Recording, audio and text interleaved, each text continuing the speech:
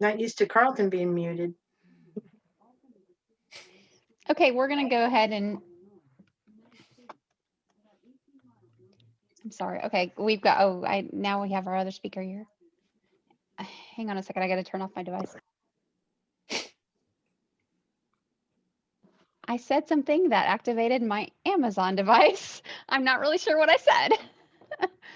Okay, so good evening, everyone. My name is Treva Olivero, and I'm going to be hosting this meeting. I'm a teacher of blind students. I actually also, I work as a paraprofessional, but I do some distance teaching with technology is my area of interest.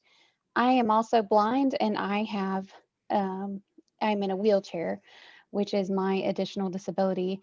And so I'm going to be moderating this evening. And I just want to welcome you to our webinar for people with additional disabilities. And it's working with your blind children with additional disabilities. And um, some children are blind, but other ones, we want to focus on those kids who have other disabilities, because we know a lot about blindness, but sometimes people are like, well, what about the other things? And and we'll get a lot of questions answered about working with people who are blind and have other disabilities. So I'm excited because we have a great panel, great speakers this evening. We have Carol Castellano, Carla Keirns, Denise Mackenstadt, and Natalie Shaheen. So thank you to those of you who are speaking, and welcome everyone. We will also have door prizes. But first we'll go ahead and get started. And before we start, I want you all to be aware, in case you have questions, that this webinar is being recorded. So just be aware of that. And we will, do we have a chat open? We usually do this the third Thursday of the month, and these are webinars for the National Organization of Parents of Blind Children. So yes, the chat is open. Okay. And so if you have questions in the chat, we can try to get them answered. If someone could help me kind of watch that a little bit, that would be wonderful. So, okay. Well, we are going to go ahead and does anyone, Carlton, would you like to say a few words before we get started, or?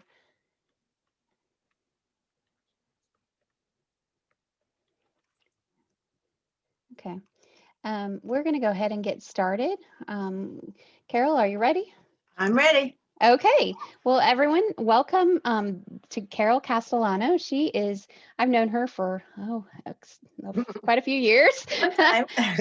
She is great. She's been involved in the National Organization of Parents of Blind Children for a long time, and a very active member.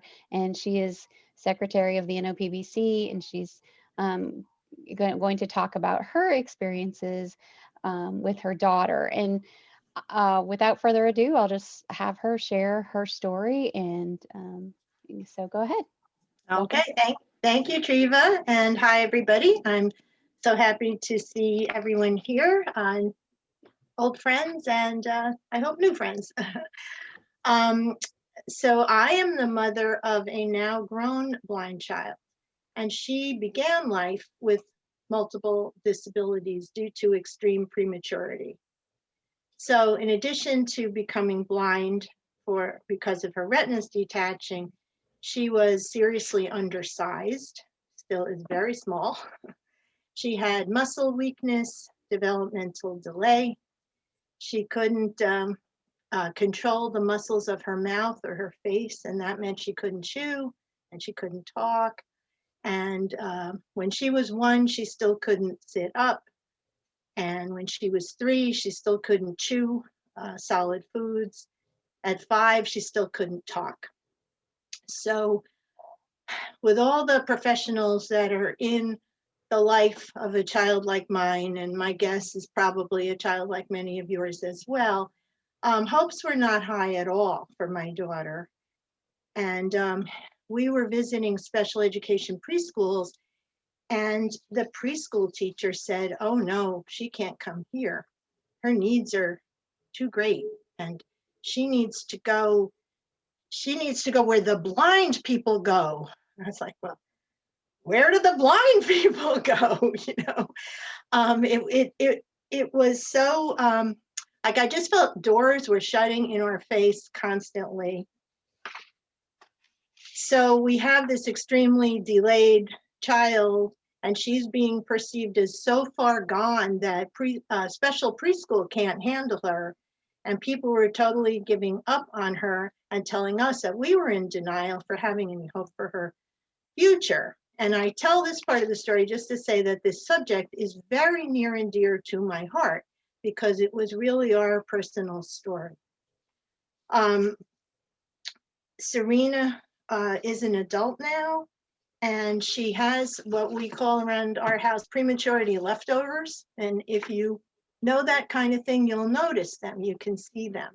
But they're subtle now. We worked really, really hard for many, many years with a good team that we finally were able to assemble around us. And with the kind of expectations that we learned from the National Federation of the Blind, our daughter was able to grow up, whole and entire. So as you probably know, there are many, many kinds of what we call blind children with additional disabilities. So the child might be totally blind or have any range of partial vision. The additional disabilities might be motor or cognitive or neurological or medical, part of a syndrome, mild or severe, and obviously any combination of any of these can exist. So what I'd like to do tonight is give some general ideas that are important to all kids. I'm going to start with thinking about little kids, and I hope that we'll have time, as I said before, for questions at the end, so that if you have questions about your individual situation, we can answer. Also, I am almost certain that all of us on this panel would be very happy to give our contact information so that if you don't get your question answered tonight, we can talk to you afterwards. We're pretty easy to find too. So I think regardless of what additional condition your child has, it's really important for parents and teachers to have a positive approach and to keep expectations high and to have a can-do attitude, because that can really bring good results. I have to say something about high expectations. When Serena was little, our high expectations were often viewed as denial, that we were in denial, that we hadn't, accepted her disability. And it was really tricky because in a real sense, we parents do have to accept the child's disability. We have to, it's like, hey, I got a blind kid here. But sometimes in our experience, the professionals that would sort of mean that we had to accept lowered expectations and be realistic. I'm making air quotes. So I just offer a word of caution. If you hear that kind of thing, I think it's okay to remain positive and keep high expectations for your child. And I think, I don't know, I don't think I've ever really met a parent who wasn't, we understand what we have to worry about. We understand the challenges that are in front of our children. We're not really in denial. We're just trying to keep doors open so that they can learn and develop. And I believe that the presence of additional disability certainly doesn't rule out learning to read or learning to move around independently or use a computer or all of those sort of higher level things. So I want everyone to keep all the doors open for learning and developing. So our kids have to develop in all the regular areas: fine motor, gross motor, speech, social, emotional, cognitive, all the stuff that are on those developmental evaluations. And they also will develop in these special blindness areas, like they'll make more use of their memories. They'll learn about mental mapping. They'll use more listening and more tactile skills and their other senses and their residual vision, etc.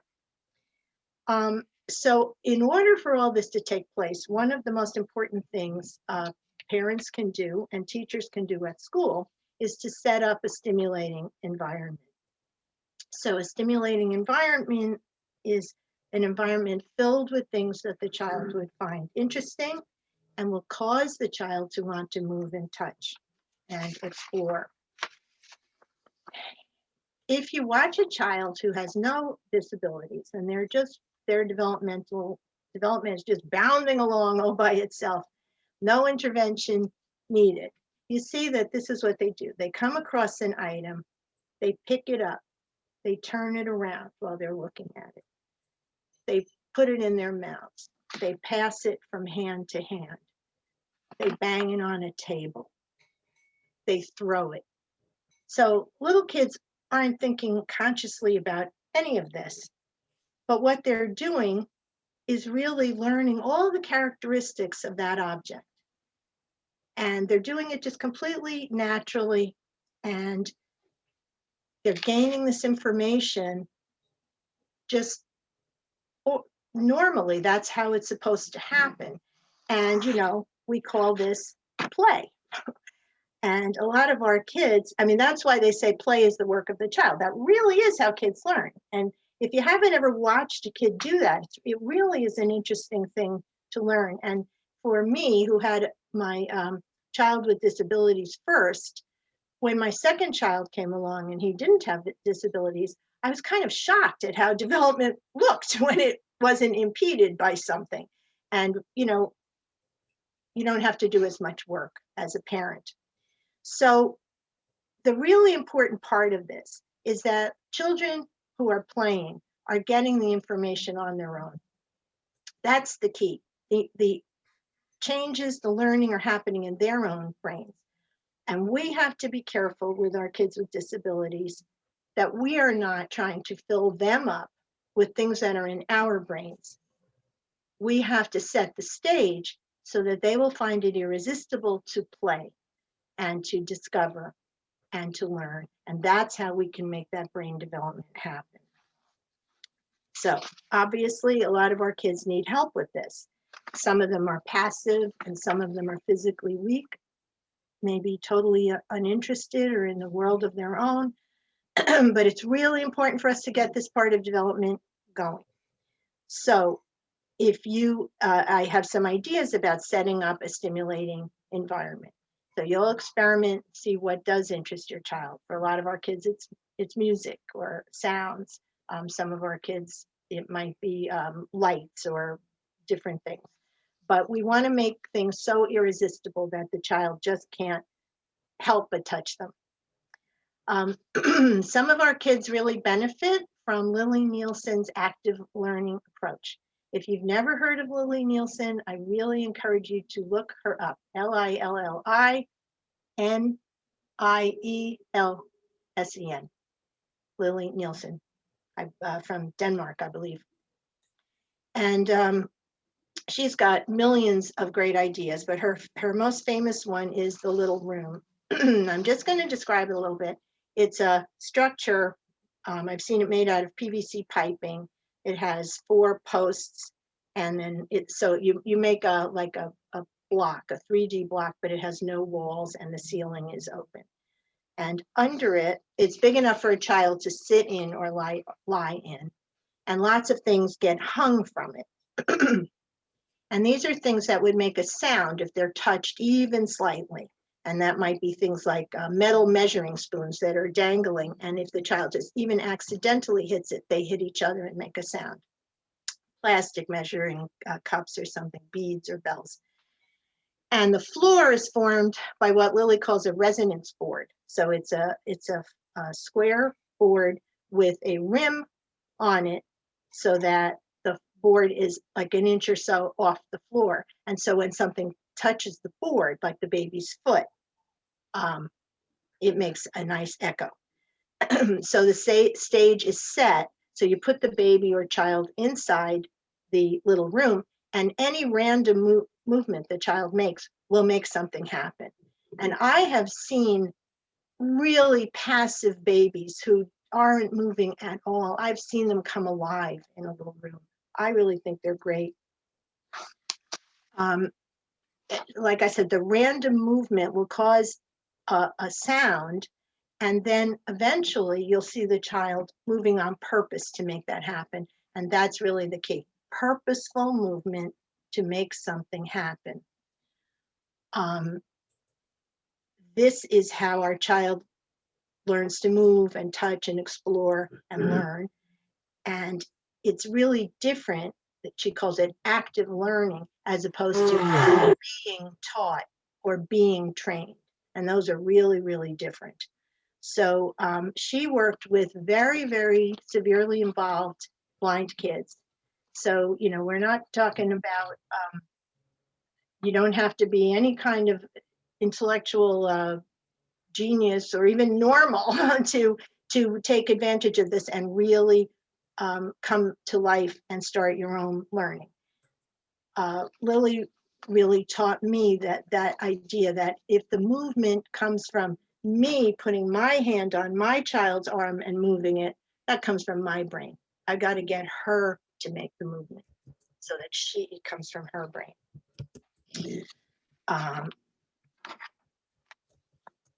Okay, now some ideas for getting kids to pay attention and enjoy an activity. So you can make things bigger. You can slow the action down. You can add contrast. You can add sound or echo, vibration or reverberation. You can add taste and smell. You can use real objects instead of drawings or toys. You can make things sparkly or shiny or light them up. You can make things clinkery and clattery and or smooth or silky. And you just want to get something that attracts the child's attention, gets them to pay attention, and gets them to want to do something. So all of these things can be motivators for the child to touch and move. With some of our kids, this kind of thing would be overwhelming, and we certainly don't want to overwhelm a child who's got sensory issues. We don't want to overwhelm them or overload them. So obviously you're going to pay attention if your child shuts down. And so this brings me to another area that can be really helpful for kids with additional disabilities, and that is sensory integration training. I don't know if you guys are familiar with sensory integration, but it's a specialized kind of occupational therapy, OT. And some OTs are trained in it, and some just have an interest in it and have learned the principles of it and can apply them. But they can be really helpful for all different kinds of kids, kids who are overstimulated, kids who are craving stimulation, passive kids, hyperactive kids. It's a very interesting kind of therapy because it's very individualized. I gave a workshop on it a while ago, a couple of summers ago at our national convention, and I turned that into an article. So if anybody wants to read further, look up my name, and I forget what we called it, but sensory integration. And you can read what I had to say about it. And at the end of the article, there are links to the original writings for parents on the subject. So you might find that helpful for your child. Another thing parents can do is use developmental charts.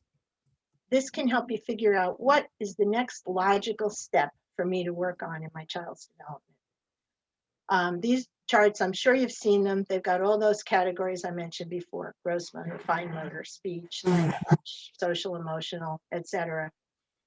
And you can choose a category and just look at where your child is. Maybe your child can do the first 4 things in that category. Okay, so you're going to work on number 5. That's the next logical step in that category. And maybe you can choose a couple of categories to focus on for right now. And that can help an overwhelmed parent feel like you got a grip on things. You can just focus in and not feel so overwhelmed if you're finding that in yourself in that kind of situation. Another possibility is to observe other kids your child's age or your child's stage. What kind of activities are they doing? And can you set up the environment so that your child gets to have that kind of activity? When my son was about 2, he was in, he's my sighted child, he climbed inside a kitchen cabinet and he's in there banging on pots and having a great old time. And I was like, I don't think Serena had ever done that. So I, brought her over to the kitchen cabinet and she went in there with him. I was like, okay, so it's a little later, but let's let her get this developmental experience too. And you might have noticed a few minutes ago, I said your child's age or your child's stage. So we talk a lot about age appropriate in this organization. And sometimes for our kids, it's better if we talk about stage appropriate, especially if you have a child who's significantly delayed. So whatever stage your child is in a given developmental category, you can look at activities that make sense for that stage. Okay. So we want all of this to lead our kids into being able to gain information about the world for themselves through all the senses they have available to them. And it is the coming into contact with these interesting objects and making things happen that enables our kids to begin to see themselves as doers. And Joe Cutter, who many of us on this call know, he was a famous O&M for very young kids. He used to say, we want our kids to be doers, not done-toers. Our kids, especially our kids with additional disabilities, are very vulnerable to being acted upon. People move them, push them, pull them, grab them, turn them, steer them, pull their arms this way, guide them. And we want our kids to develop the ability to make a choice or a decision and have, an impact on their own lives. And we want them to grow up with the expectation that they can make decisions and choices. And that's including to say no. Everybody needs some control over their environment. Anyone who's ever known a 2-year-old knows that, they suddenly realize they can have control. And at that point, the battle goes the other way with a 2-year-old. But for our kids, we're trying to get them to that point where they realize that they can have agency in their own lives. We want them to be active and not passive. And we want them to learn that how they feel and what they think has value, that means something, and someone's going to pay attention to it. So you probably already know that blindness in children is a low incidence disability, and that means there aren't too many of them out there. And when we get into additional disabilities, we get into smaller and smaller categories. So chances are your school district has never seen a kid like yours. And we in the NFB tend to have a pretty unique approach to the education of blind children. And sometimes when the school districts hear it, they fall off their chairs. Mostly we tell people, forget the child is blind when you're evaluating. Forget it for a minute. That's the part that makes them fall off their chairs, because a lot of times blindness is all they can see. But we ask people to take blindness out of the equation and look at the learning profile of that child. What would you plan for this child if he or she were not blind? And that can really help keep decisions being made just on the basis of blindness. Well, they're blind, so they can't take whatever. They're blind, so they can't do this independently. They're blind, so they can't go in this reading group. So we don't want that to happen. We want them to be able to look at the child as what they need to learn. And of course, our point of view is that they need and deserve to learn everything that everybody else is learning. So this can help get the school to realize that. And blindness should never determine, blindness alone certainly should never determine what a child is going to be expected to learn or what skills they're going to be expected to master. Treva, I am out of time. I have a little bit left. Should I go over time or should I just stop here? Well, Probably could do it in 3 minutes. Okay, that's fine. Just go ahead and then we'll save questions until the end. Okay, I'll talk fast. Okay. So make sure the school is making the education plans for your student based on cognitive level or the learning profile and not how much eyesight he or she has. It can be really hard to untangle all those strands, but sometimes everything is blamed on blindness, learning delays, speech delays, everything. And it's really important. The faster you can pull those strands apart, the faster you can get actual appropriate intervention for the other disabilities. Also, if everything is based on blindness and these expectations are so low that people expect blindness can cause a speech delay, blindness can cause a motor delay, blindness can cause a cognitive delay, everything, then it's going to be really hard for anyone to evaluate your child fairly, and the child's real aptitude can remain hidden, and we really don't want that. Our kids are going to have enough trouble with everybody's lowered expectations. So make sure that placement decisions are not based on eyesight alone either. There are three main categories of kids, I would say, for educational purposes. Blind kids without additional disabilities where their academics are not going to be affected. They just need special materials. Blind kids with moderate disabilities. And so there maybe some academics will be modified. And of course, they're going to need all the blindness skills and tools as well. And the third group of kids with severe disabilities, and they're going to have probably very individualized IEPs, but they need all the blindness stuff added in too. So what we want is for the schools to be able to actually look at who your child is and make sure they add in the accessible materials and accessible presentation of materials that your child has a chance to learn. Again, don't let it be decided by eyesight alone. Decisions about your kids with multiple disabilities, they should not say this kid can't learn to read, or Braille's too hard, or no, cane travel would be too hard, independent mobility would be too hard. Just keep pushing, keep all the doors open, because you never know when that moment of development is going to happen, and take advantage of it. And don't rule anything like that out for your kid, and don't let anyone else rule it out. So I'm going to close by saying in an IEP, I think all of our kids should have a goal of independence. And that can be specifically written for the most academic child to the most involved child. Independence in the sense of making a decision, making a choice, whatever would be appropriate to where that child's developmental level is.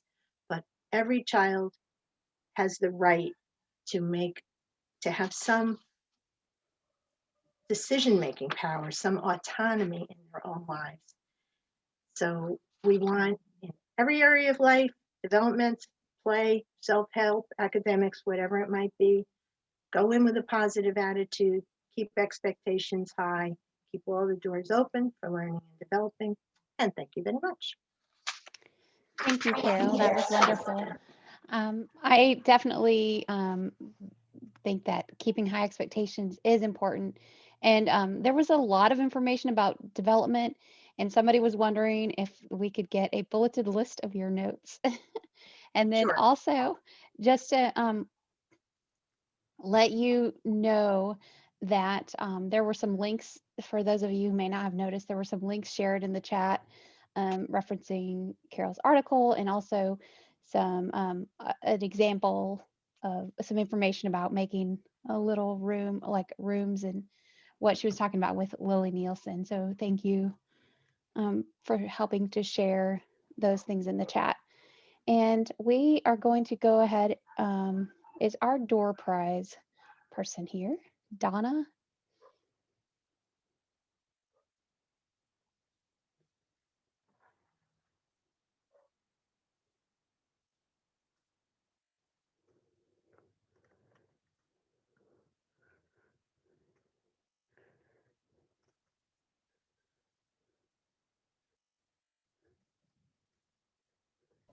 Oh, Okay. I'm so sorry. Can you hear me now? Can you see my Yes. screen? Okay, good. Okay.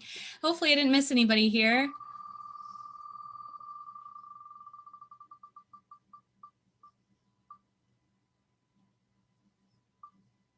Okay, Carol Evans.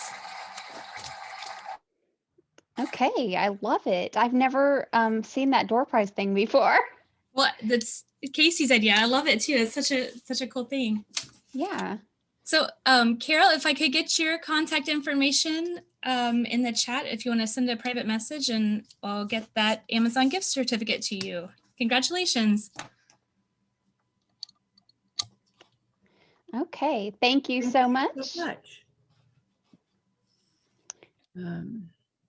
Okay, we are going to go ahead and go to our next speaker, and she's going to talk about educating blind children with additional disabilities, and it is Denise Mackenstadt.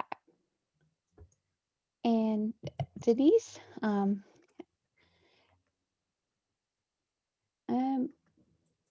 we are I know somebody, Denise, if you're here, and we are going to have our questions at the end for all of our speakers.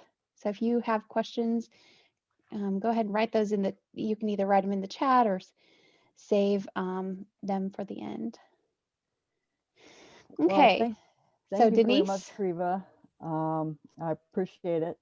I really like the title of this session, that we're talking about beyond the diagnosis, because the diagnosis can tether us to our expectations many times.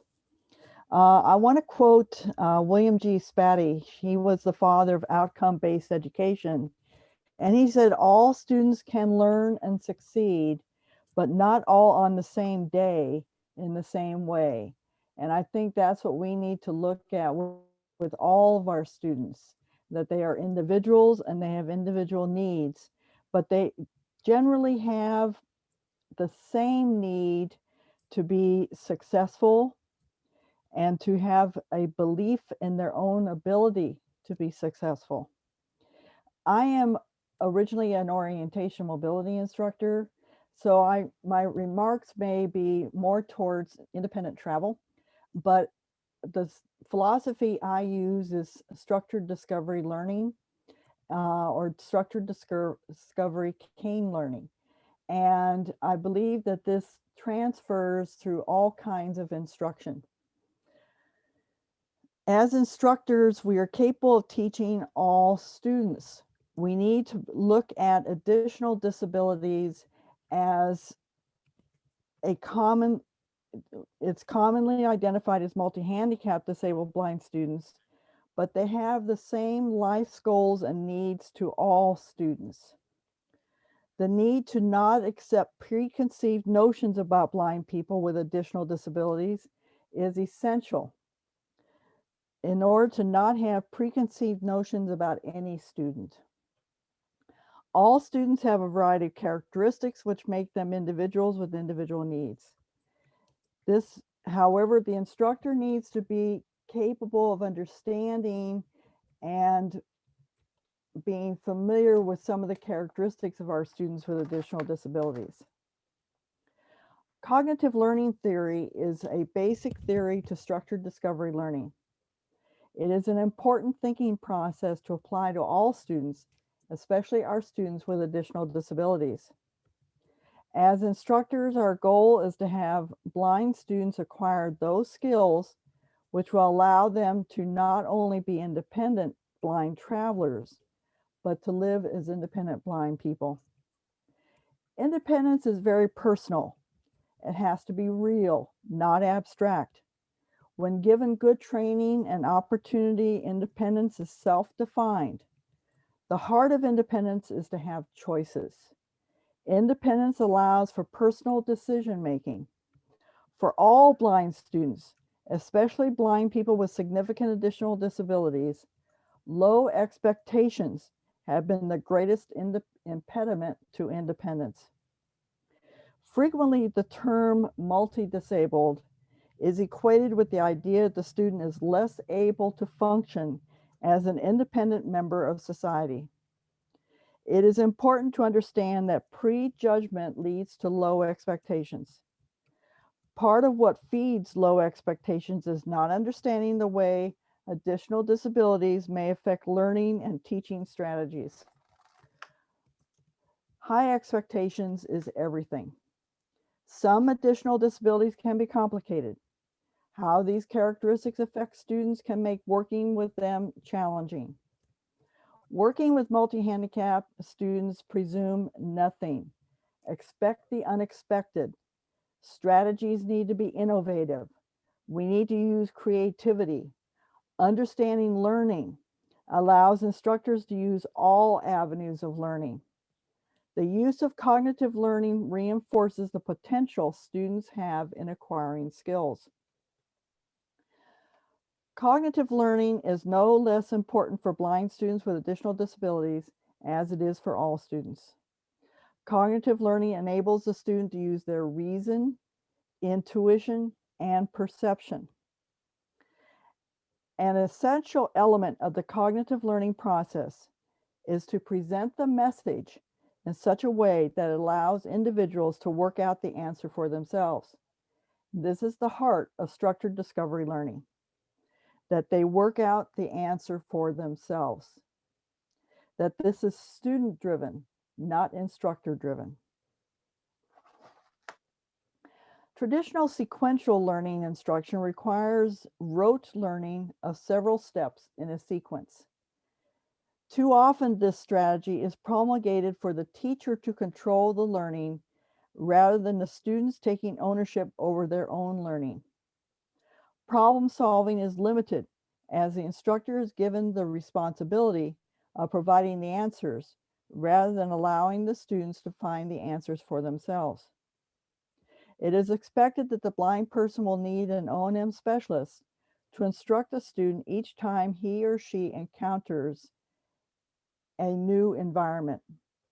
In discovery learning, the student will have been given the skills to adapt to this new environment without the intervention of an O&M instructor.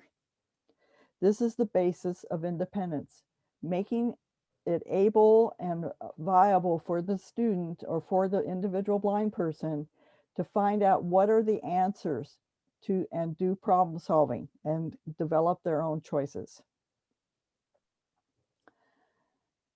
One of the foundational tenets that an instructor must have to enable a student to be successful is the belief in the ability of the blind person with additional disabilities to achieve. Planning and creativity are essential when working with a multi-disabled individual. The skills taught must relate to the real world. Skills must be functional. A multi-sensory approach means that the instruction will allow the student to find their strongest learning strategy.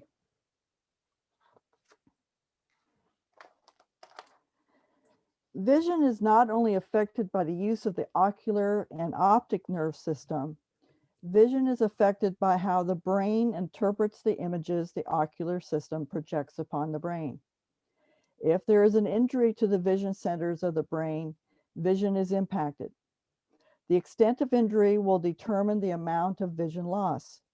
Many additional disabilities to blindness are related to brain function. Some of the most common additional disabilities are autism, cortical visual impairment or traumatic brain injury, and intellectual development. And I'm going to continue to deal with these four conditions. CVI or cortical visual impairment is the most common issue when it comes to vision loss in the public schools. This again is a brain injury in early life. Traumatic brain injury is very similar, but develops with an injury later in life. Many times it is assumed that a student with CVI will be intellectually disabled. This is not necessarily so, but it is on a spectrum. It is important to remember that individuals with additional disabilities are not homogeneous. They are individuals, just as are all people. Prejudgments are made when multi-handicap blind persons are lumped together. All people, no matter their physical characteristics, are individuals with individual needs. Many times with these disabilities, processing time is affected. The brain needs time to process instructions. Many times, an instructor will give a direction and not give time for the student to process that direction. It is very hard to do, I have to say, to give that time to happen. You can observe the student as they're trying to process this information, and you must allow it to happen. If you give an additional instruction after a certain amount of time when the processing has not completed, they just started the processing all over again. It is not uncommon for the instructor to not let the student develop this time. Communication is essential to learning. How we communicate will make all the difference in how the student is able to learn the needed skills. How best the student communicates is something an instructor must explore. All communication techniques needs to be respected. It can be an artificial type of communication through speaking boards. It may be something that's more tactile, such as an object system. Going from one task to another can many times be anxiety driven by these students, disorienting and confusing. The student may become resistant from going to one task to the next if they are not allowed to develop self-regulating skills in order to be able to do these tasks. The instructor must find ways to problem solve with the student as to what is causing the anxiety. Students, no matter their level of intellectual development or their age, can develop problem-solving skills. All students have some way of communicating their anxiety. We need to develop a way to communicate with them and allow them to communicate to us how to avoid this anxiety and how to cope. Sensory processing is the ability to filter and process the sensory information in the world. These disabilities may impair the ability to process information. Again, communicating with the student as to what is causing the difficulty can help both the instructor and the student problem solve what is the sensory information which is making him or her uncomfortable. Is it a tag in the neck part of the shirt that rubs against the neck? Is it cold? Is it hard touching items? Is it other kinds of things of sensory information that causes anxiety? Motor planning is the ability to conceive, plan, and carry out a skilled motor act in the correct sequence from beginning to end. Incoming sensory stimuli must be correctly integrated in order to form the basis for appropriate, coordinated responses. And motor planning is often an issue with these students. Spatial orientation many times affects travel students who have these kind of conditions. People need to use their spatial orientation in order to plan how to accomplish their goals by walking or reaching or looking. Again, spatial orientation or spatial orientation deficits can really impact independent travel and moving in the environment. But again, with creativity and with working with the student on an individual basis, you can overcome these issues. Autism or autism spectrum disorder, ASD, refers to a broad range of conditions characterized by challenges with social skills, repetitive behaviors, speech, and nonverbal communication. ASD can be on a scale of mild to severe. Many times, receptive expressive language disorder will be present. This means that, for example, the individual uses sophisticated vocabulary, but does not know how to use the vocabulary in a meaningful way. In ASD, the individual is a linear and concrete thinker many times. It is a challenge to help the individuals to think outside the box and show flexibility. But this can happen with creativity, with these skills many times are intuitive to neurotypical people. But to individuals on the spectrum, on the ASD spectrum, they need to be a learned behavior. So again, we need to use creativity. We need to be invested in how these students communicate and learn. The most challenging characteristic of ASD is difficulty with interpersonal skills. Again, how to communicate verbally or non-verbally with other people is a real challenge. But it can be dealt with. It can be a learned experience. Working memory is frequently impaired with these individuals.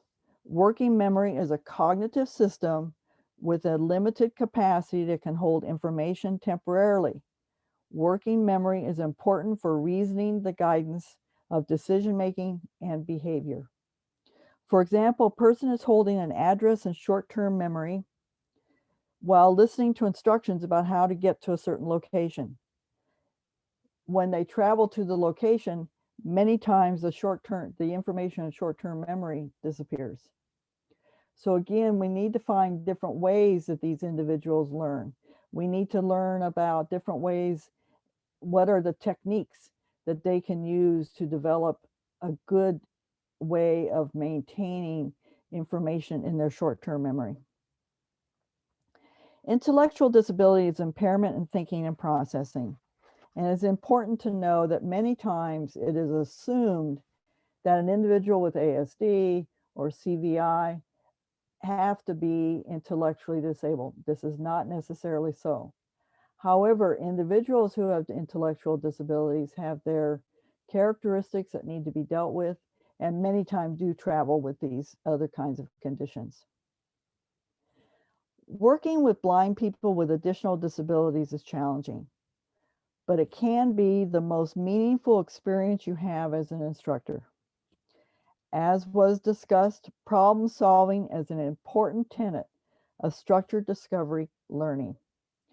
Problem solving is a new concept for many of these students because, as Carol said, many times information has been put upon them. Activity has been put upon them.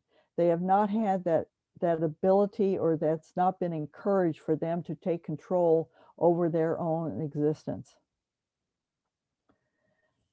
For much of the time, these individuals have not had the opportunity to be free to determine their own fates. They have been limited in making their own choices. Choice making is a new skill, but when an individual first independently and successfully problem solves his or her own decision, it is empowering. Making a choice independently is the first move towards an independent adult. This is the beauty of structured discovery. Making choices and living with those choices is the making of a whole person.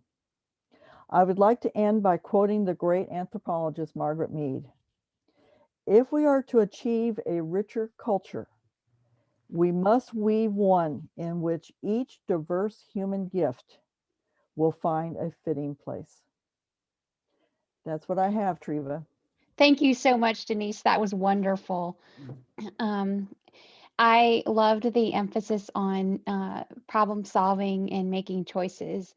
I think a lot of people don't understand how crucial that is for all people with disabilities, not just blindness, but people with additional disabilities as well. Okay, door prize.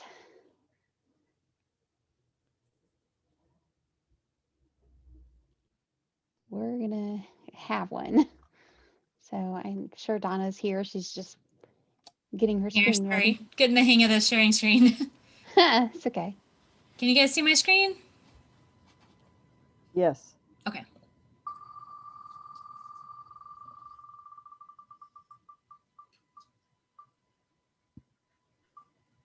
Okay, Brian McKay. Congratulations. Excellent. Okay, thank you so much. Okay, well, we Sorry, I think I'm still sharing screen. I'm trying to shut it off. Okay, that's fine. Okay, we are going to hear from a mom whose blind child has additional disabilities, and I'm very excited to hear from another board member of the NOPBC. It's Carla Keirns.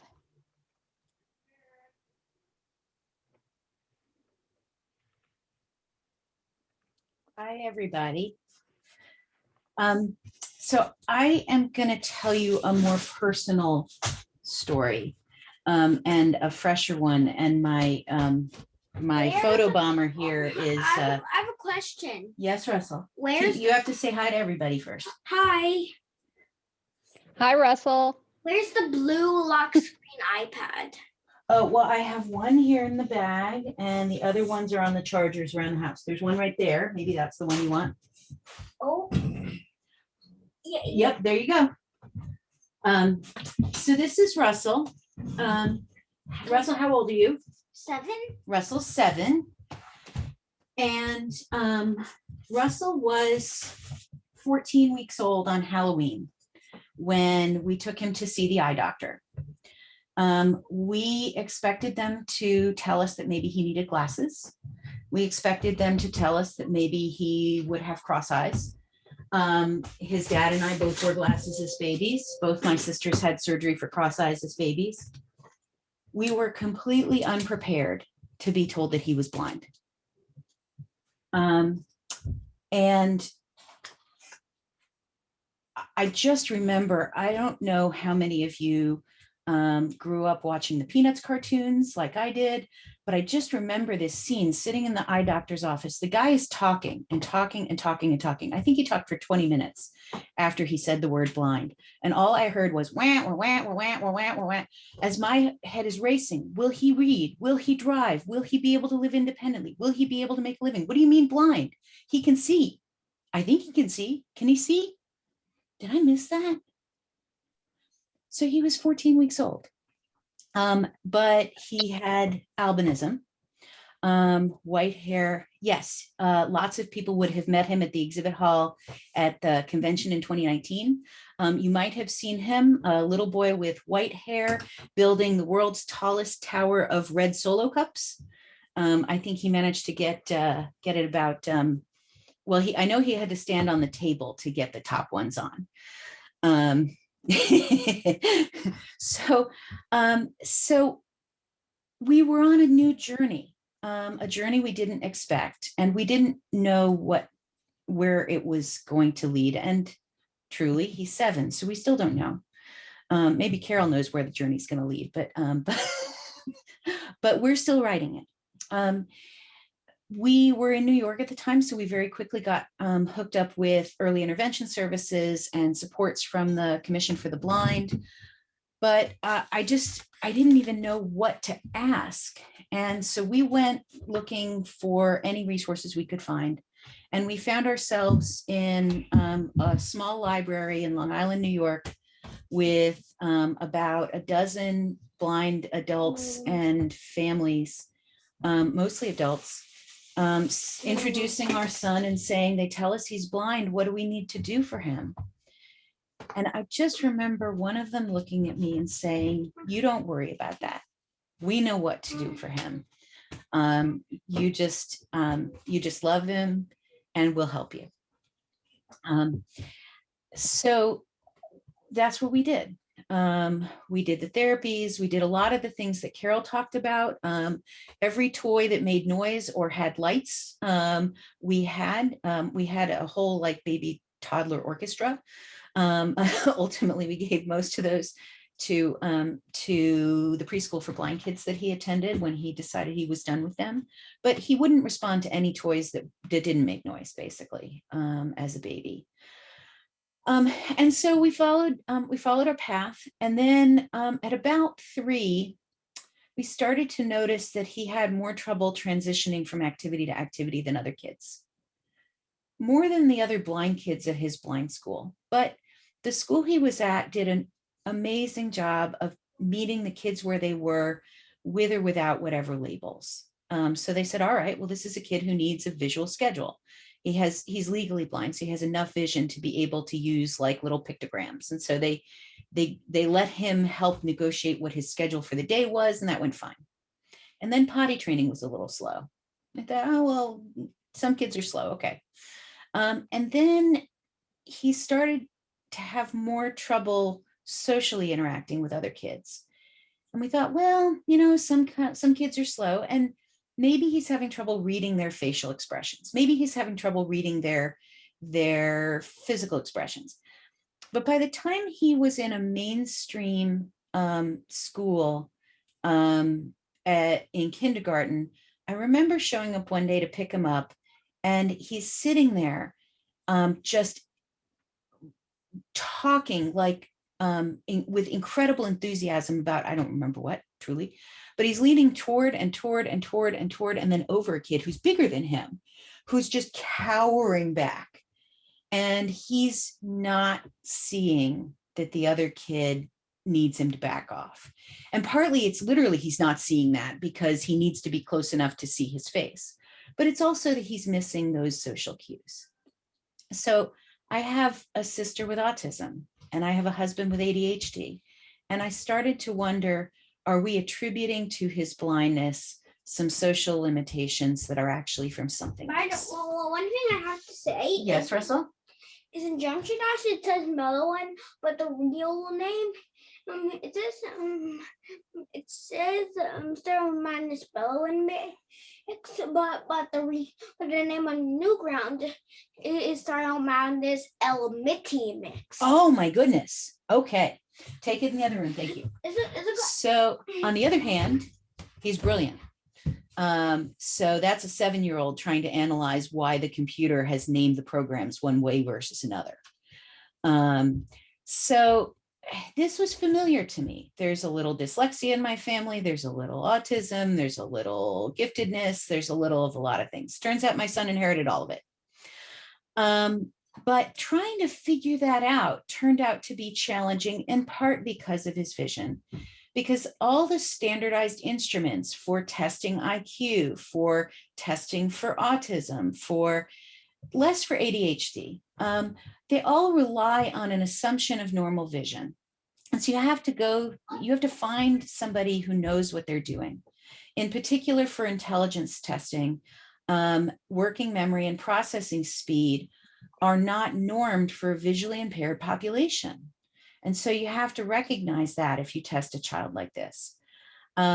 We went to somebody local to do his IQ testing because because it's the middle of a global pandemic, and traveling to a national expert who knows a lot about testing visually impaired kids was not possible this past year. So, but I brought literature from the American Printing House for the Blind and from Perkins and from Texas State School for the Blind. And I met ahead of time with the evaluator and I said, this is what the experts tell me you should do.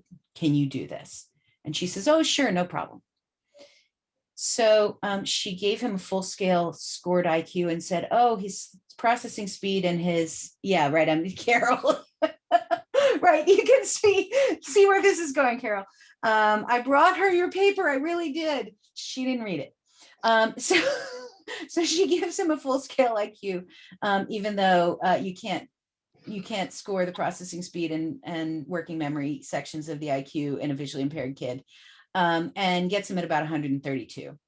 But his GAI is 141. We just wanted to get him into the gifted program at school and to the Davidson program. So we ended up turning to another of your colleagues, to Therese Paletko, helped us out.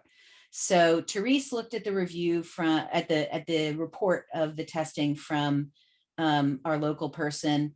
And I said, I swear I gave her the papers. And she's like, I'm sure you did. And then I hear from my special ed lawyer after this is all over that she did the same thing to a hearing impaired kid once, that she took care of. Again, the processing speed and the working memory are based on the assumption that your sensory system is fully intact and that those materials are going to be accessible to you. And she just blew it, despite the fact that I went to her saying, this is what the standards are. So the thing is that you need to understand sort of what expertise do you need? Or more importantly, as a mom, what you need to know, or as a parent, is that if the answer you're getting doesn't make sense, it probably doesn't.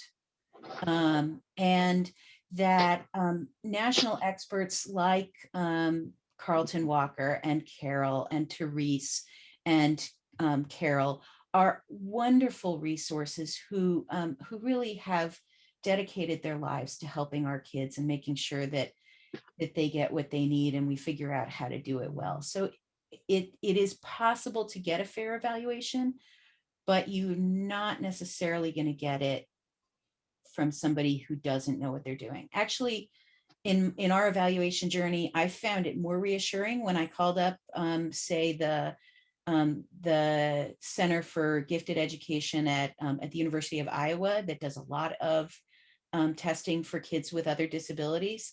And I said, hey, my kid's visually impaired. Can you help me out? And the head of evaluation called me up and said, I don't have any idea how to test a visually impaired kid. And I said, I can introduce you to the national experts. Would you talk to them? She said, sure. Because that's what we need. We're not, Carol is not going to be able to do everyone's evaluation by herself. but bringing partnerships, bringing the knowledge that you need, being a good consumer of this information and being good at asking questions. This doesn't make sense to me. We had 2 different autism evaluations done because I wasn't really sure which group that we took him to was going to be able to make sense of and read and pay attention to the stack of papers I brought them about autism testing for kids with visual impairment. But by the time we got there, I was pretty sure he had it. And it was really just a question of getting, again, the right expertise at the table, the right evaluations done by either somebody who was an expert in our kids or who would at least listen to and look at the literature on our kids. The last piece of his multiple disability story is he has dyslexia. Again, I have a mother and a sister and 2 uncles with dyslexia. This was not a surprise. The surprise was he's also got the vocabulary of a junior high student at 7. And so the school missed it. But I spent 150 hours in Braille lessons, noticing that he couldn't decode his way out of a paper bag, not in print and not in Braille. He could not put words together and sound them out. If he knew the word, he was fine. And he knows all the sight words and he knows, I mean, you know, I know, but he could not sound anything out. And so, we got, again, Therese helped us, Therese Polacco helped us with getting a local evaluator the information she needed to do a good evaluation and come back and say, yes, he has dyslexia and this is what he needs. But then now we have another problem. The Braille contractions are not the same as the phonemes.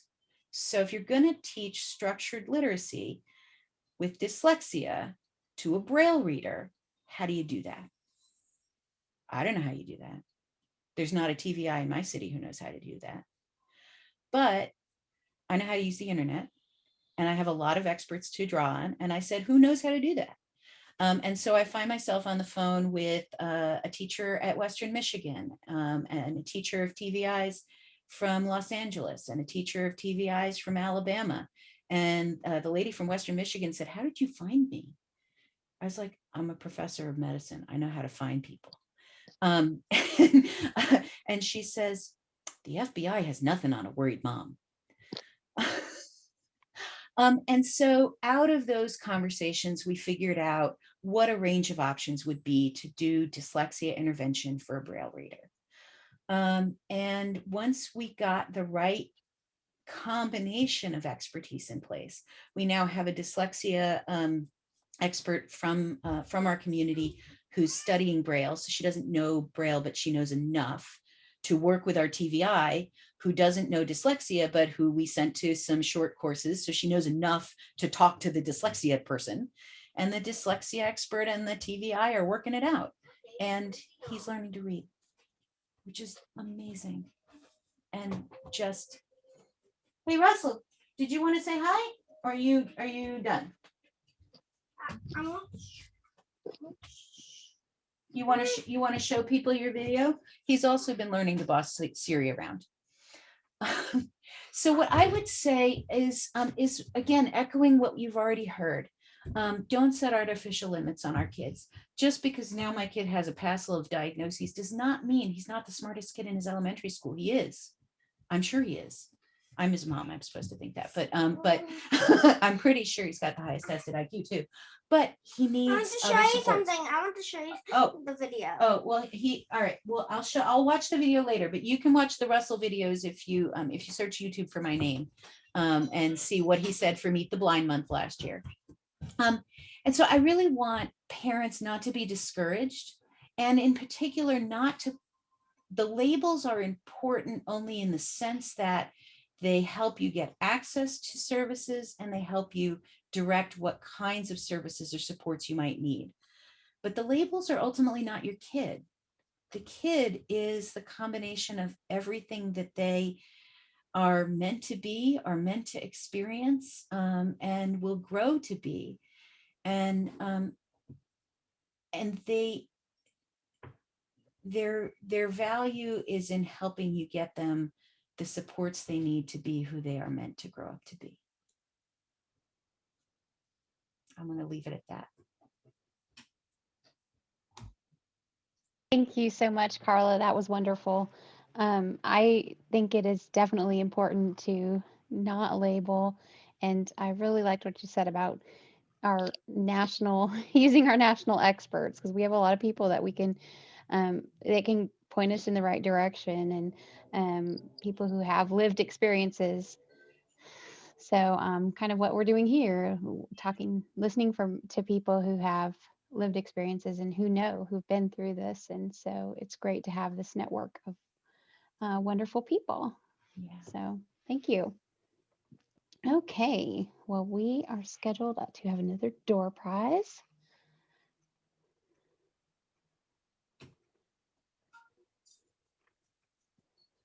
Okay, let's see, we've got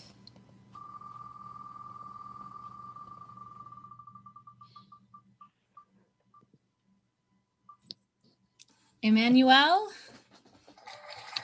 Congratulations.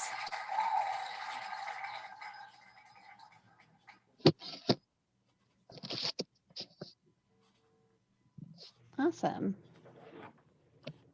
Okay, and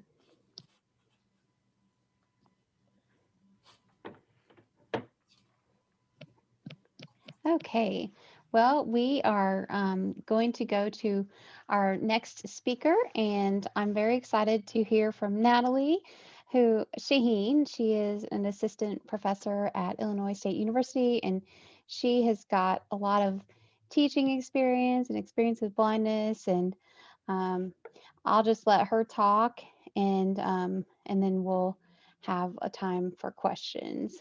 So, Natalie? Yeah, hey Treva, I don't have the schedule up in front of me. Can you remind me, when am I supposed to stop talking? I don't want to Well, run us off schedule. We are actually running ahead a little Okay. bit. So we'll just play by ear and you'll tell me when I need to be quiet? Sure. Or take the talking stick from me? Or what you want? I can share the talking stick. Happy to do that. I think it was like if 20 you want to, minutes you or could something talk though, right? until like what? It was 20 minutes or something, yeah? Yeah, you can. Okay.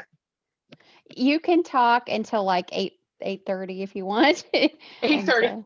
Or that's 8:30 your time. Are you in Eastern?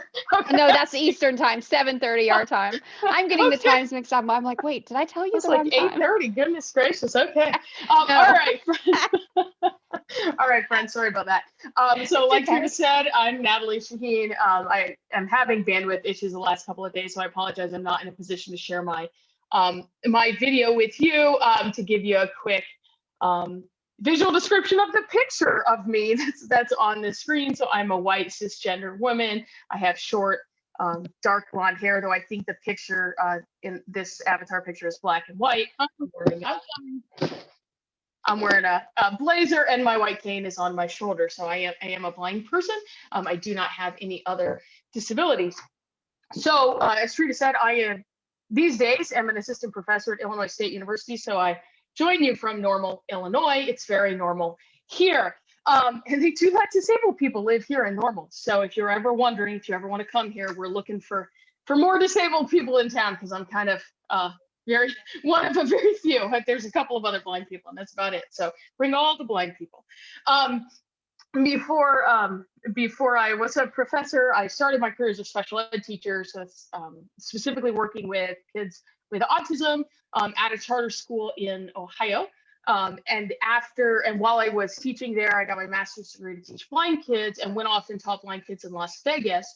And the kids I had on my caseload there, I was itinerant, were, I had a very typical caseload for a teacher of blind students in a large urban school district. So, I mean, I had kids from 3 to 21, kids who were in gifted and talented programs, and students who had multiple and significant disabilities. After Vegas, I moved to Indiana and taught at the School for the Blind there. I had a 5th grade class, and all of the kids in my class, of course, were blind, but they all also had autism. I also had a couple of deafblind students in that class, just to kind of give you a sense of where my kind of expertise relates to this topic comes from. And then the last job I had before I became a professor was I was the director of education for the National Federation of the Blind. So it's possible we've crossed paths when I held that position. So in my office at the university, and before it was in my office at NFB, is a picture, my favorite picture from when I was teaching in the classroom. And it's from when I was teaching in Indiana. And this picture is of 2 middle elementary school kids, 5th graders, and they're sitting facing one another, and they're playing this clapping game. And the reason that I like this picture so much, and the reason that it's in my classroom, is because, or in my classroom, excuse me, in my office these days, it used to be in my classroom, is because to me it symbolizes what, like, as a teacher, what I'm all about. So the 2 kids in this picture were kids in my class, and the one, there's a little girl and a little boy, and the little girl, we'll call her C, and we'll call the little boy B. And so C was, when I first got to the school and was looking through students' IEPs and things, and trying to get acquainted with the students in my class, I was told that C was the worst, quote unquote, worst student in the school. And what they meant by that was that she had the worst behaviors. And I learned this because I had said to the principal I was really excited to meet C, because reading her IEP, she sounded like a kind of kid I was going to have a lot of fun with. We were going to have a lot of fun learning together. But C had aggressive behaviors, and would often hit out at others when she was overstimulated, when she was worried, when she was anxious. And so people were scared of her. And she didn't get, people wouldn't come close to her, and teachers didn't let other kids come close to her because they were worried about her hurting other people, especially other children. And B was a little deaf-blind boy, and B didn't have any aggressive behaviors, but he did not like to sit still. B was up and moving all the time, and frequently running off. In fact, before I ever got there, there were quite a few stories of him getting quite a ways away from people and almost off campus. So he liked to run away. And so that was, the beginning of the year. That's these 2 students and what I know about them. So we have one student who, people don't let other people get close to her because she sometimes is aggressive, not intentionally trying to hurt people, but just, trying to express the feeling she doesn't have other ways to express. And then you have another student, a little boy, who never wanted to sit still and was always running away. And, by the end of the year, we have these 2 young people sitting down, playing a cooperative game they invented together. doing that and having a great time. Nobody's getting hurt, nobody's running away, they're playing a cooperative game together. And that to me really, it symbolizes what I care about as a teacher. And I think that's a little bit different maybe than how other people approach teaching. So I'm gonna tell you a couple of stories, a couple of other stories about, particularly about when I was teaching in Indiana, because it's most relevant to what we're talking about this evening. And then give you a couple of kind of high level things that I think about related to this, this particular topic. And then maybe I'll address some frequently asked questions if we have time. So when, so one of none of the students, when I got to the school, none of the students in my class received any kind of orientation mobility training. And that was kind of surprising to me, just looking at the paperwork. But I thought, you know, well, I guess we'll see when the students show up, maybe there's, you know, some clear rationale for that. And what I learned was that, you know, so the kids come in and all but one of the students had no usable vision. So, and they didn't have canes. So it wasn't like they had graduated from O&M and mastered all the skills, and that's why they weren't receiving O&M training. They never got it in the first place. And so I was concerned about that because my students didn't have any way to get around on their own. They relied on other people's arms to get from one place to the next. And I mean, that was limiting their ability to learn, their ability to enjoy their surroundings. And I didn't feel like it had to be that way. So I had gone to one of the administrators who was there at the time, and I had asked, you know, what's the referral process for getting orientation mobility for my students? And unfortunately, what the administrator told me was that, quote unquote, my students didn't get O&M. And so being the legally knowledgeable teacher that I was, of course, had to help her understand that that actually was not a legal thing she could tell me, and then proceeded to ask her again what was the process for referring my students for O&M. So they eventually, I thought, and I got the students O&M, but it took a lot of work, and I don't understand why, because there was this one example where, so when it was raining or, you know, inclement weather outside, we'd have recess in the gym. This is not an uncommon thing. You know, this is a common way that we deal with inclement weather in the Midwest. So we're in this little gym in the elementary school, and it's small and it's super echoey if any kind of noise happens. And there's all of these kids zooming around on bikes and scooters and running and with their canes, without their canes, and just lots of commotion. And I had one little boy in my class who he really liked to move. This wasn't B, this was another student. We could call him Q. And he really liked to move, but he found all of this, you know, commotion was disorienting because he didn't know where all the sound was coming from, where all the kids were, and he wanted to be able to move, but he wanted to be safe. And so every time we got into the gym, he asked for the same thing. He asked for this big red ball, and this big red ball was enormous. It was, I mean, shoot, I don't know, I'm 5'5". It probably came up to my chest or something. So it was probably like 4.5 feet in diameter. It was really quite large. It was beyond Pilates, you know, like a Pilates ball on steroids. And he would ask for that ball. And you know what he would do with that ball? He would run and push the ball in front of him. And some of my colleagues were really like curious about this. Like, what's his obsession with this ball?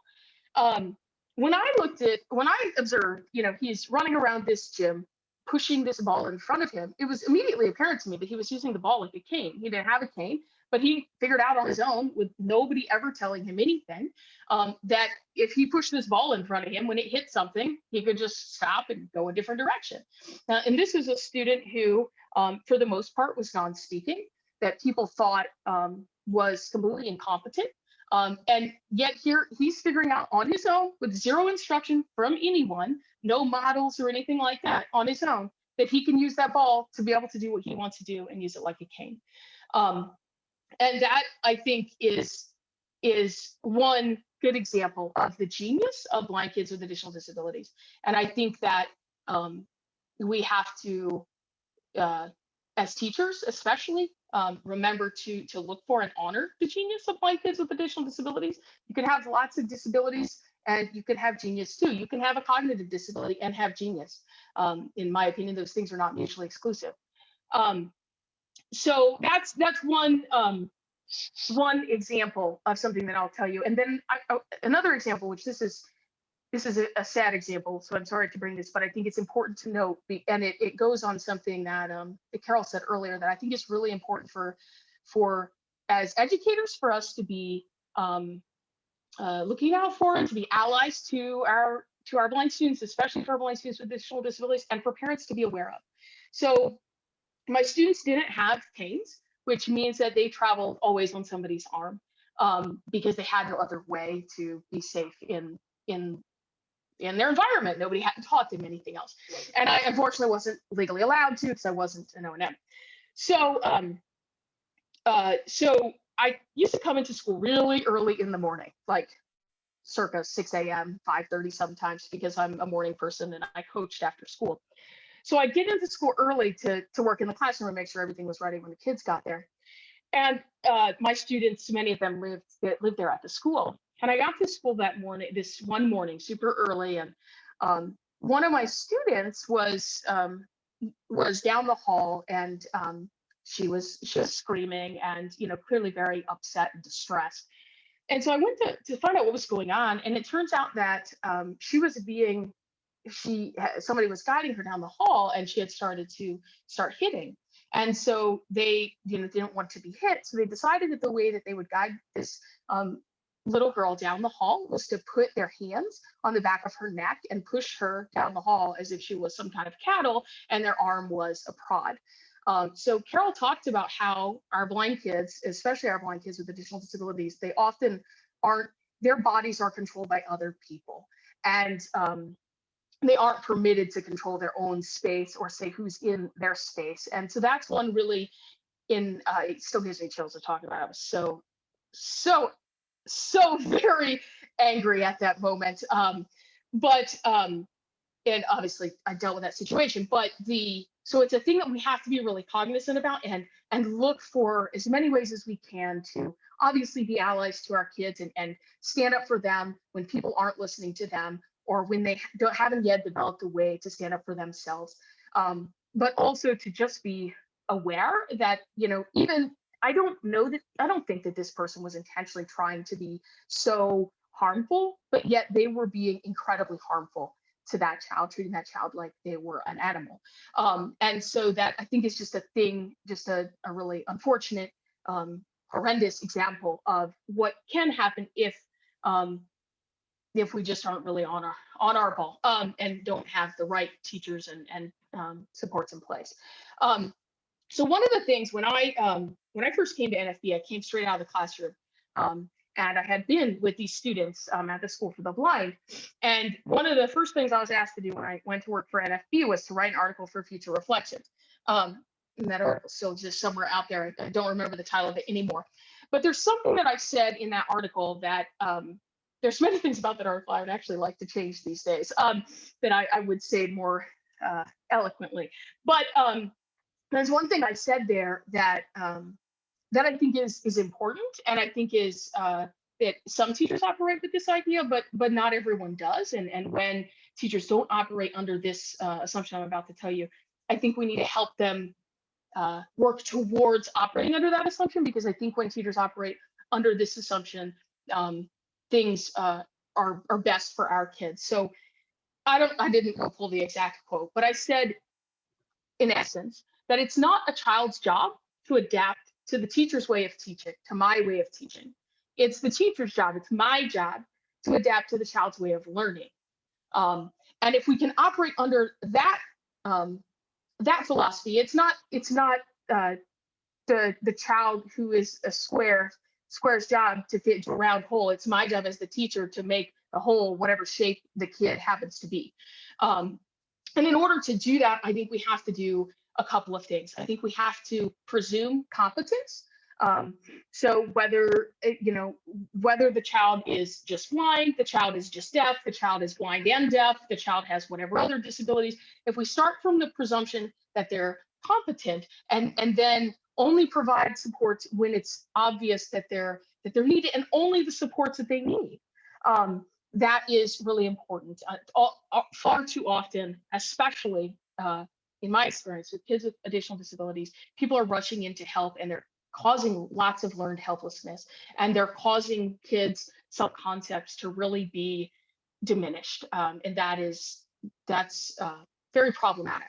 I think it's also important from that kind of operating philosophy that so when I have that philosophy, that it's my job to figure out how the kid learns best and to do that. I'm also operating on this idea where I'm focusing on how are we going to do X, Y, or Z, not if we can do it. So, my students in that class had never been given any literacy instruction. They were in 5th grade and they had never been given any literacy instruction. All of the books in the room were in print. And none of these students were going to be print readers. So it wasn't a question of if they would be able to read. It was just a question to me of how could I teach them to read based on what I knew and what I could learn. How could we do that? Another piece of operating this way, I think it's important, is that if a child can't do something, a lot of times the world's first assumption, especially if that child, if a disabled child cannot do something, the world's first assumption is it's because of their disability. That's not my assumption. My assumption is that child hasn't been given the opportunity to learn whatever it is you're asking them to do or you're expecting them to do. So I think that's a kind of a key philosophical shift. The other thing that I wanted to make sure to say tonight that I think builds on what you all obviously already know because you're here. So you're here at this meeting of the National Organization of Parents of Blind Children, which is the division of the National Federation of the Blind.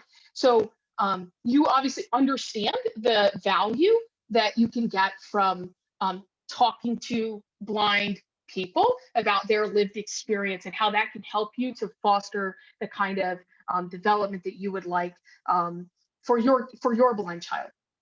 The same is true for the other disabilities that your child may have. Okay, so I am a blind person. I know a lot about living in the world as a blind person. I have taught many children on the autism spectrum. I am not an autistic person. I do not know what it's like to live in this world as an autistic person. I don't have the same deep knowledge that somebody who has autism is going to have about that lived experience. So I would encourage all of you to, just as you have come to learn with and from blind adults, that go learn with and from other disabled people who share other disabilities that your children have. Those people too have great value and knowledge that they can share with you, and you all can also learn together. So that's, I think, also an important thing to remember. And I do the same, just as if I'm trying to figure out how am I going to teach something or foster some kind of learning opportunity for a child who has a disability in addition to blindness, or isn't blind, then maybe the child is deaf or something else. I'm going to look to deaf adults for their expertise and guidance, just as I would hope that people who are trying to figure out how to teach a blind child something would look to blind adults.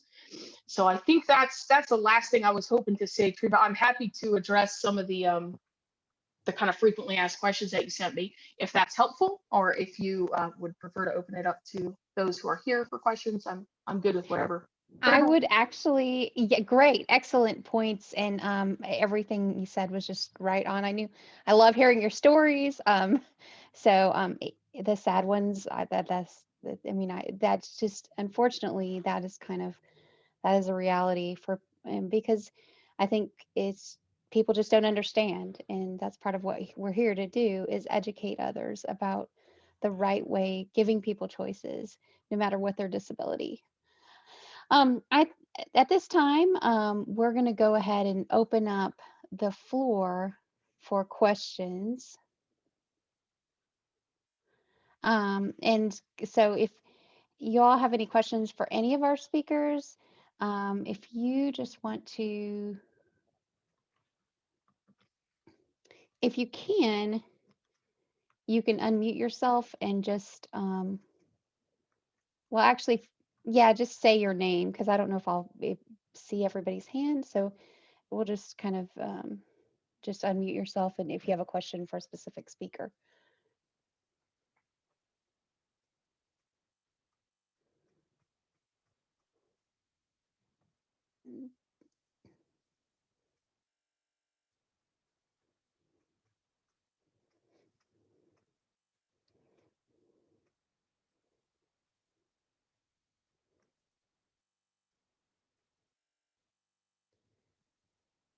Okay. I don't see any, if you would rather raise your hand, you can do that.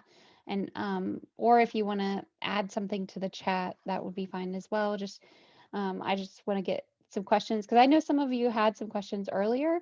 So if you have questions for any of the speakers, whether it's Natalie, Carol, Carla, or Denise.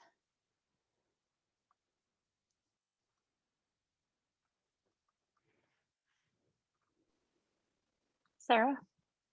Sarah, go ahead. I work at a developmental clinic. I'm also a parent of a child who is blind. She's 6. And we've had a lot of kids who have been referred for autism testing specifically. And right now our testing, because of the pandemic, is being done virtually. So just, another fun thing to add into the mix with the current testing. If you have a child that you're looking to have psychological testing for, typically, just throwing that out there. And I know what our clinic is doing. They're not doing the standardized ADOS that's typically done by a psychologist. They're doing the ADIR. I think that's standardized to be done in person though, and without wearing a mask.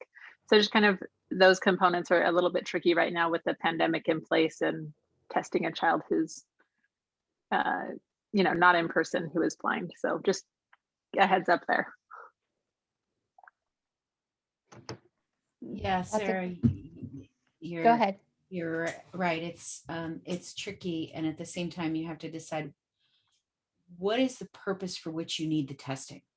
I always want to know that because that tells me something about what instruments do we need, what compromises are okay, what time frame is important or not important. Because Dr. Evans may feel differently, but I don't think there's anything magic about these tests. I think they measure certain things and they don't measure other things, and they all have their limitations. But we've had both some virtual and some in-person testing in the last year. And I think you just want your evaluator to be thoughtful about what are we capturing and what are we missing.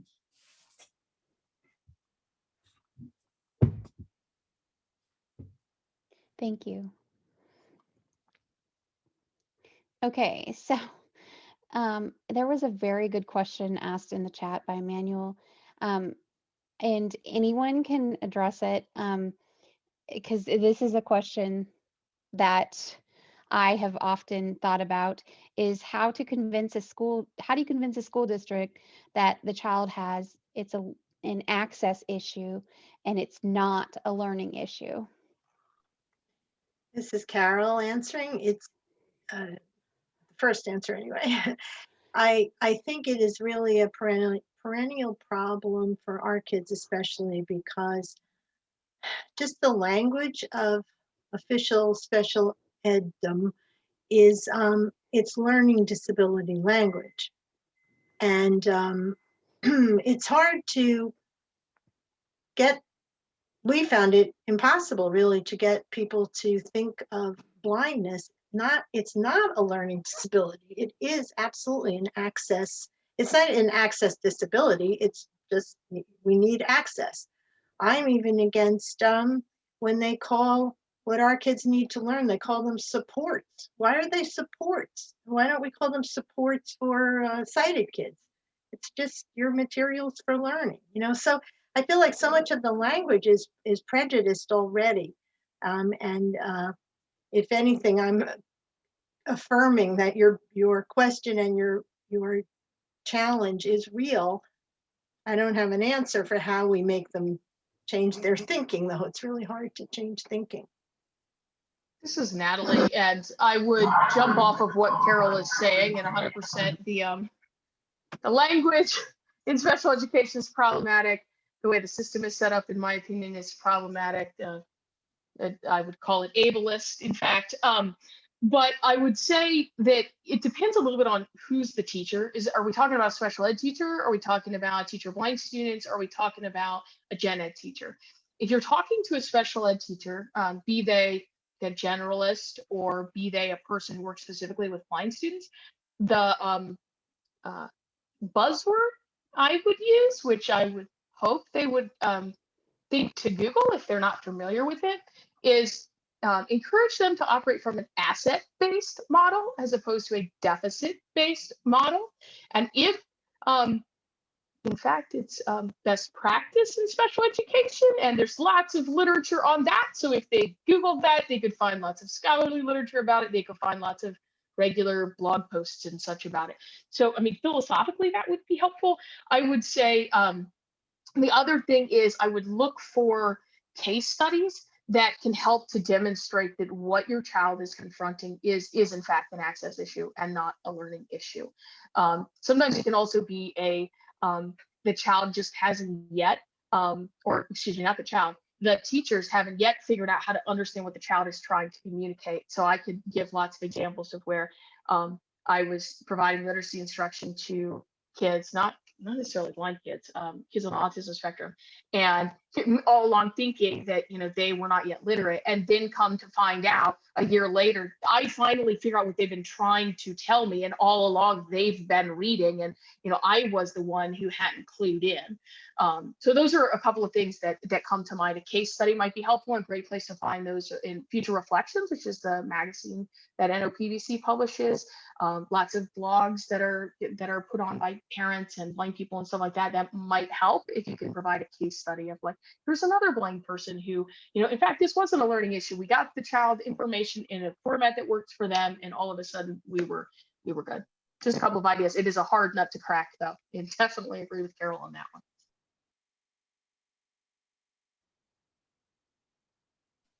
I think too, from what I've observed in the schools, just working in there, that a lot of our, even though it's best, those kinds of things are best practices in special education, even in the general special education, it's not something that it really is difficult to get people to understand that it's definitely an access issue and not a learning issue, and just that they don't really understand. I've had a special ed teacher be like, well, why can't, you know, this student is blind, when I'm like, well, they have other disabilities, you know, and they just assume it's because of their blindness. And I'm like, no, what do you do for other students that have these same kinds of disabilities? And they just don't get it. And it is definitely an issue.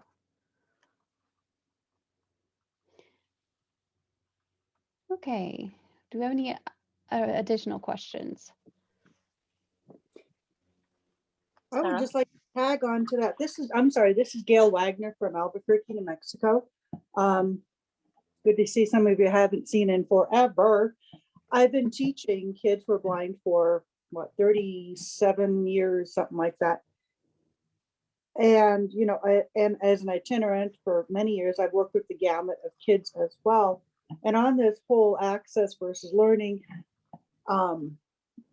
we find in New Mexico, and I'm not a diagnostician or an eval specialist, and I think we have somebody here who is, but they're like, oh, if a kid has a visual impairment, that's the only eligibility that they can have, and that supersedes everything else. And I've always said, wait a minute, that doesn't give an accurate representation. You know, I've had kids with dyslexia, learning disabilities, autism, and we're always shot down saying, no, how do you know it's not because they're blind that they can't read? Or how do you know that it's because they're blind, so, you know, that therefore they can't have dyslexia? And it's a battle that we as educators also fight. And so, you know, I don't know from a parent perspective, because I don't have a special needs child, but from an educator in the trenches, it is something that we battle as well. And so we do best practice. We meet the kids at whatever level they're at for all of their different abilities and needs. But it is a challenge sometimes as well. So Gail, can I ask, does it matter if the child's problem is their vision or dyslexia or something else? It truly doesn't in the grand scheme of things. We always need, obviously, to have an eligibility so that they can have special education support. And so I'm not hung on labels or titles or anything like that. I guess it's the implication that people think that because a child is blind, the blindness is the cause of all of these other things that are going on. So it's not about labeling. It's about as we've all said here, it's about increasing the understanding about just meeting the kids where they're at and going from there. But it's frustrating as an educator that people tend to blame. I don't want to use the word blame. I don't speak politically correct. Those of you who know me know that. It's frustrating when people try to put all the blame on the blindness, or they try to explain everything that's going on with this kid because of the blindness. Right. And the blindness is this part of what the child, a tiny part of who the child is. Right. And so that was my point, I guess. It doesn't matter what the title is. We're just trying to increase the understanding that blindness is not the root of all of these difficulties that some of our kids might have. Right. We meet the kids where they're at and we go from there, of course. Yeah. And build the IEP to meet those needs. Yeah. So the National Braille Press has a great book on navigating healthcare for blind folks that says, I think the title is, how to get what you need when all they can see is that you can't. And I think that happens in healthcare all the time, as well as in education. But at the same time, I do think that we get into these vicious cycles. And I'm just going to tell you, so as a mother of a 7-year-old who's legally blind going to virtual first grade, okay, let that sink in, virtual first grade. We started the year on Microsoft Teams. And within the first week, I said, that's great, but he can't see the microphone and he can't find the raise your hand button. So he can't mute and unmute himself and he can't raise his hand. This is not an accessible platform for him. So then the TVI says, well, here are the JAWS instructions. And I said, that's great. 18 months ago, I asked you to teach him JAWS and you said no. So now what are we going to do? And they were like, oh. And so then they said, well, let's get a bigger monitor. Well, monitor's not the problem. So I'm going to just leave it at the fact that because it was inaccessible, he couldn't pay attention because he couldn't see and he couldn't figure out what was going on. So then they decided he had a behavior problem instead of an access problem. And what I hear is that happens all the time. But Brandy has a question, so let's let her ask her question. Denise Mackenstadt. One of the issues that we run into also is they talk about primary disability. And many times that is used as an excuse not to provide any services attributed to the blindness, such as what Natalie was talking about with mobility. And there's a supposition that because your primary disability may be autism or maybe an intellectual disability, that they don't qualify for vision services. And we have to be careful of that as well. Brandy, I think you had your hand up. So, hi. So my question was for Carol. So my daughter is 2 and she is also, she's visually impaired, hearing impaired, but she is also unable to eat by mouth. And she is also smaller for her age. Like she's actually 2.5. She'll be 3 in August, but she only weighs 20 pounds. So my question is at what age did you send your daughter to preschool? And were you able to have like a nurse or somebody go with her when she did go?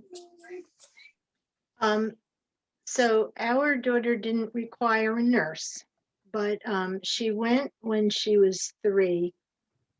I was trying to strike a balance between what I would do if she weren't blind.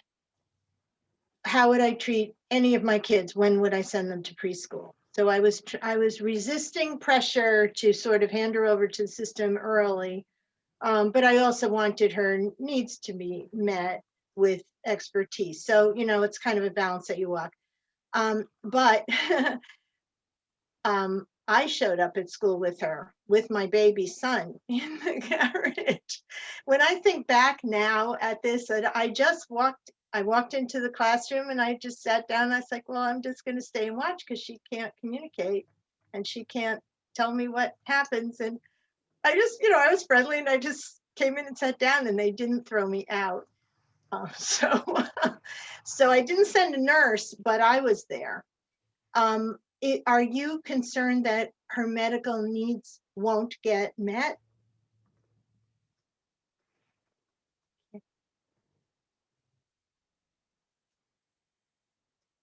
Sorry.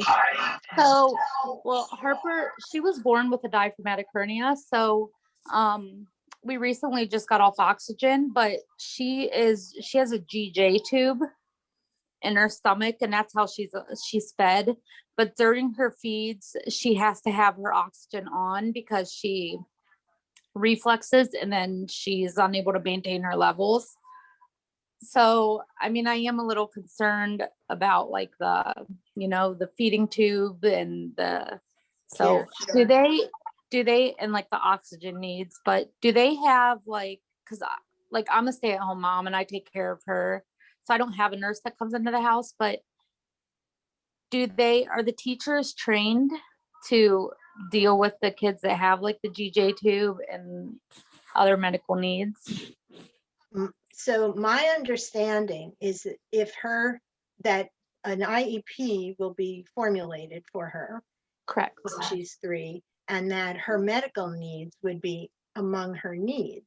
And if a nurse is required, a nurse would be one of the accommodations that she would receive.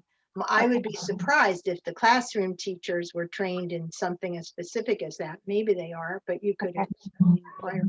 But you shouldn't, you would never be expected or don't allow it to happen where you would send your child into harm's way if you sent her to school. Okay. Yeah. And may I ask, is she expected, will there maybe come a time where she won't need that tube? It's going to be a very long time. If she does, not only like everything that she eats goes straight into her lungs. And then like she doesn't have because of the diaphragmatic hernia, she has no left lung tissue. So she's basically functioning on the right lung alone. So even with like the swallowing issues, she also has she doesn't have the stamina to drink from a bottle or eat so it's going to be a very long process before she even gets off the tube. But I mean, we've tried speech therapy. We've tried some AV speech therapy. We've went to a clinic, a speech clinic and feeding clinic, extensive feeding clinic, and nothing has worked for her. So it's going to be a long-term GJ tube. So sounds like a pretty unique situation too. Yeah. But yeah, and then that was my other concern too, is I'm worried about sending her because she can't communicate to me because she's not talking, she's not sitting up, she's not crawling, she's not doing anything. So she strictly depends on people to, carry her around. We just found out she's actually just got her wheelchair on the 18th of this month because she has issues with her hips and her feet and she's not able to bear weight. So yeah, it's pretty complex. So I mean, yeah, my worry is about her not being able to communicate if something's going on. But I was just wondering if you felt comfortable at 3 sending your daughter.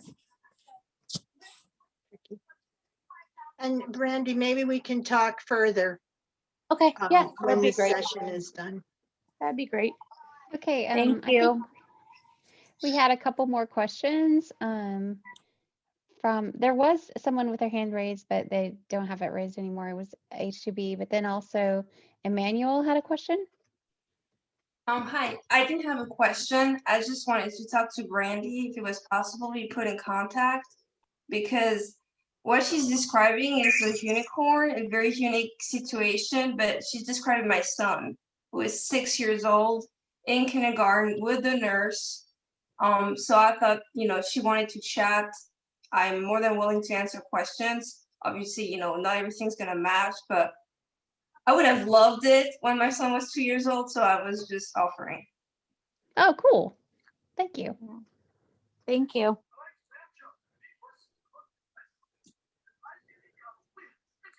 Okay. Who else? Let me see who else has a question. Sarah, Sarah? I had a question wondering, so in our state, we've got a lot of kids that are not being taught, not necessarily being taught Braille as, like there's they call them functional students or functional skill students. Because there's other. So much P in him. I cannot imagine how that has so much P in him. I really Carlton, you're not can't. muted. Tell you what. So wondering if there are issues and what for other people, not necessarily wondering if there are issues. I know there's probably issues, but wondering what the guidance would be as a parent that's trying to advocate for Braille for their child who is either, partially sighted or has other disabilities that people say, well, the IEP team might recommend not in having Braille as a learning mode for them, for that child. Denise, one of the things I would say is look at what else is going on in the classroom. And as Carol was saying, you look at the stage level that other students are working at.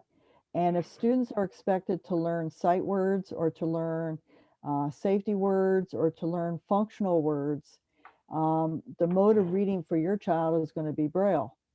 And there's other ways of developing literacy by building on other kinds of literate ways of communicating. So I would say, look at what else is going on in the classroom with students who are not blind, and presuming that that's where your child is. Or look at other children who are of the same stage, developmental stage as your child is, and see what they're getting. Thank you. And I kind of have a little story to illustrate. I was talking with our child's teacher of blind students this week about this topic in our state. And she's like, well, just know that not every child, like they might seem like they're not regurgitating or, really letting it sink in. She gave me a story about a child who has optic nerve hypoplasia, which is pretty common in the blind community. And she said this child was being taught Braille since she was in preschool. And finally at like age 10 or 11, she just started Brailing.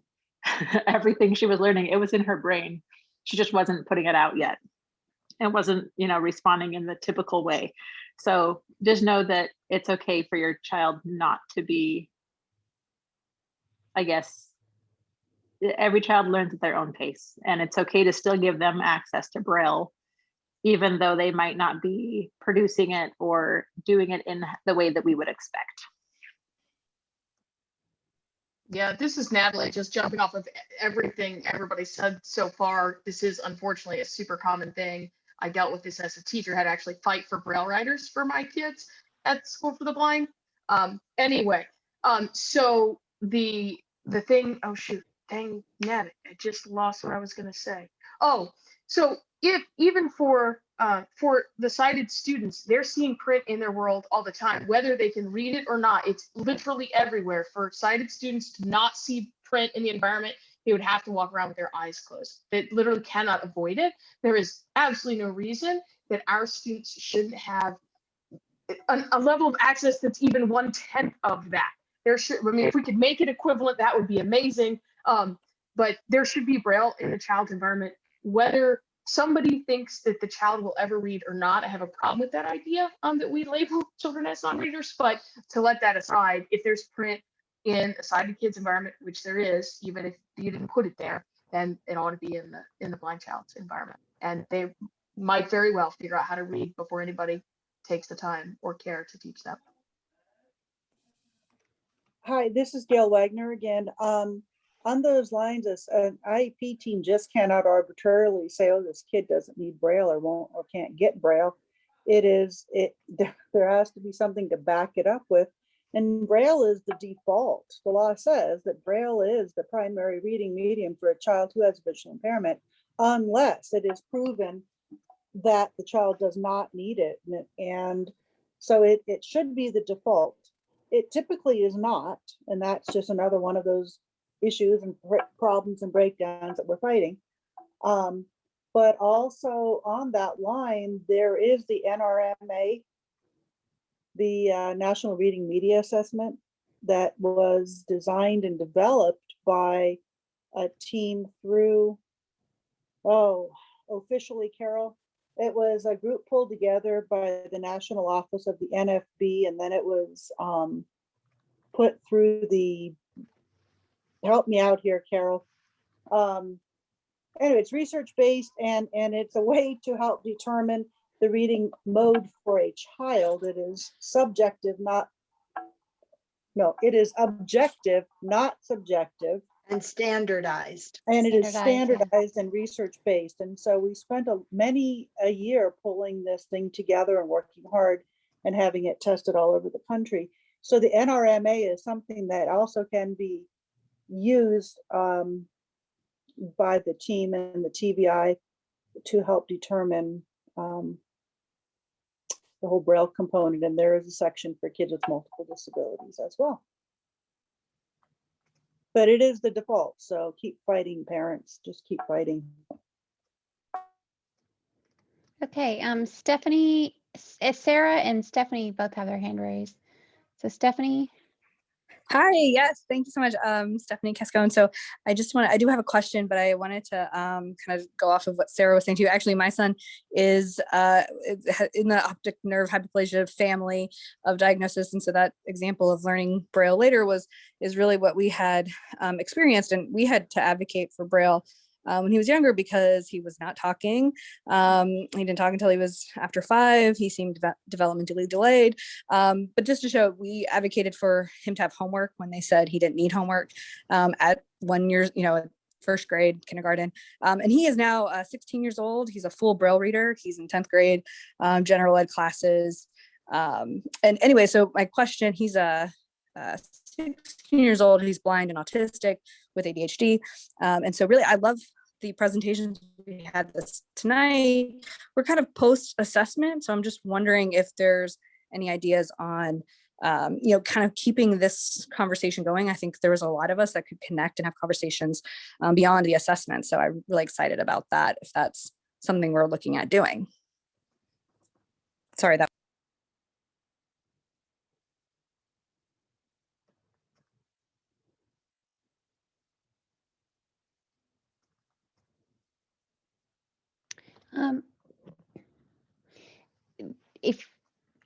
If you want to share your information in chat, does anyone have any, Carol or are we talking about now the next question about Braille and hearing impaired? Stephanie had a question about sharing information, or is that what you had? Oh, so yeah, or like the next, if this was going to be ongoing, sorry. Well, we could look in that direction. Stephanie, can you contact maybe Carlton Walker and Carla and I via email or via Facebook or something, where the 3 of us are on the board, and we can certainly, and Sarah too, look into it. I think if there's interest, we would be interested too, absolutely. And would it be okay if I go on to the Braille with? Absolutely. Okay, so someone asked, I think it was Brandy, asked about, is it possible to teach Braille to a hearing impaired and blind person? And the answer is yes. And we have a family in New Jersey that I would be happy to hook you up with. So definitely Facebook message me or email me and I'll get you guys together. The young man is older now. He's probably in his late 20s. And it was probably greatly due to the hard work of his mom and the hard work of his Braille teacher. The Braille teacher learned sign And the mom translated the reading material into simpler English that could be brailled. And the young man is in graduate school now. So this is Natalie, just jumping off what Carol said. I would say that the young boy B, who I mentioned when I was speaking, he was deafblind. And so the reason he used to always run off was because he would feel vibrations and he wanted to know what was going on, but nobody had figured that out. So, you know, of course, if you can't see or hear what's going on and you feel vibrations, like, cool, something's happening. Let's go figure out what it is. In order to figure that out, I have to go there.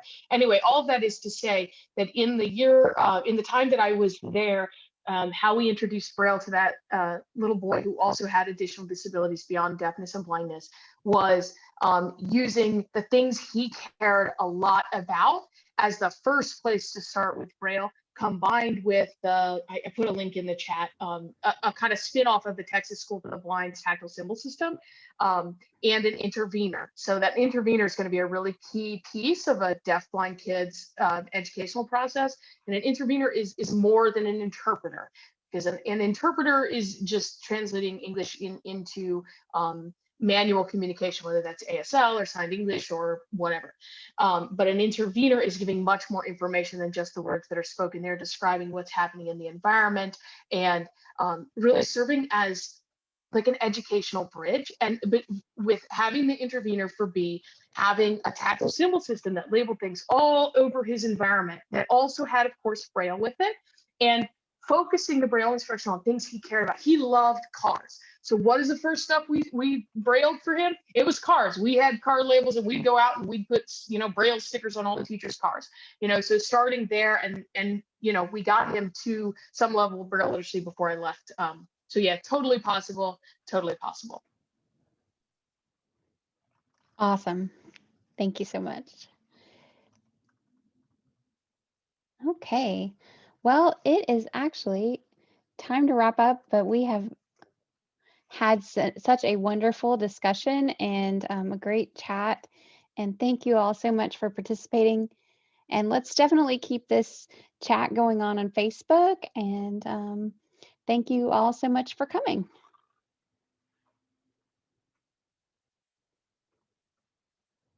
Treva, is the chat going to be recorded also so that we would be able to have access to people's questions and emails and information they put in there? I have no idea. I'm sorry. Yeah, you can save it. Whoever's the host should be able to save the chat. I am not the host. I'm the moderator, but not an official host. So probably the NOPBC account, whoever's running that. Yeah. Oh, we forgot to do a final door prize. Oh my goodness. I'm sorry, guys. So we did 3 door prizes, but I believe the middle one, Brian McKay, does anybody know him? Know his contact information? I don't think he's here, but I can save the chat. Should we do another door prize? Sure, that's fine with me. Okay. I'm so sorry. I thought there was supposed to be a final one, but I see in the chat Carlton knows Brian, so okay, great. Okay, well that's great. So we did give away our door prizes. Yes, we did. We've got okay. Awesome. You guys help me stay intact. Okay, well thank you all so much. Thank you to our speakers and everybody for coming. So it was great to be here. Good night, everybody. Good night, everyone. Thank you so much. I learned so much from all of you. Glad you were here, Carol. Let's get in touch. Yeah. Yes, and we'll have the Carol Club. Even our hair matches. Well, I learned a ton tonight. This is awesome. You're overdue for a haircut. I'm waiting for my second shot. Okay, good night. Good night. Night. Take care. Dr. Evans, your work has been so valuable to our kids. Thank you. I'm so glad it's been helpful to you. Yeah. I'm really. It really has. And I added you as a contact in my phone, and Well, my son's had more evaluations than you can shake a stick at this year, so we don't need a consult right now. No, no, no, no, no. But And now I'm not suggesting that I do that, but yeah, but now I know where to find you because you know, when you have a kid with a complex learning profile, as I said in the chat, the thing that makes me most scared is when someone says, "Oh, don't worry, I do this all the time." I think, no, you don't. I had an adult contact me once who had been evaluated by a guy who said he knew all about blindness and everything that could possibly be done wrong was done wrong. Right. Our evaluator asked our son if he could see the pictures. You don't, you say, tell me what you see. That's what Carol taught me. But yeah. but, what does that look like to you? Yeah, exactly. Anyway, thank you all for joining us tonight. It was a great conversation. Oh, I A learned physical a lot. question. Oh. I'm not seeing actually an option to save the chat. Is anybody familiar with this? And I know idea. I know the host is the person who can save the chat. Let me see if I can find it.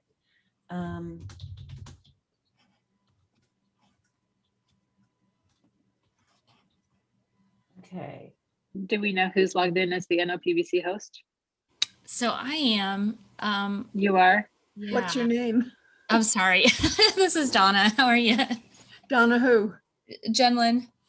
Okay, so I'm on the Zoom support website with a search for how to save the Zoom chat. Thanks.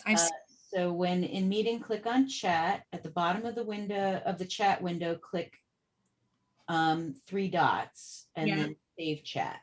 So that is how I've done it in the past. But when I click the 3 dots, it says participant can chat with no one, host only, everyone publicly, or merge to meeting window.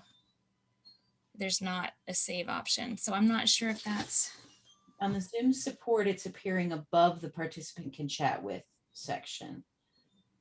Yeah, it's not. Maybe that could be saved and put in an email to all of the participants. I am gonna do something really like boneheaded and see if I can just save the text and see what happens. I tried to do copy select all, but I don't know. Yeah, let's see. Is that working? Okay, so it's not working for me. Yeah, it didn't work for me either.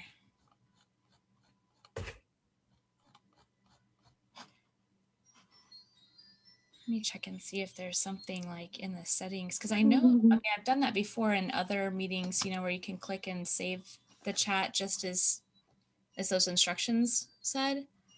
So I wonder if there's, I'll look in the settings and see if there's a place where I can say, we can save it.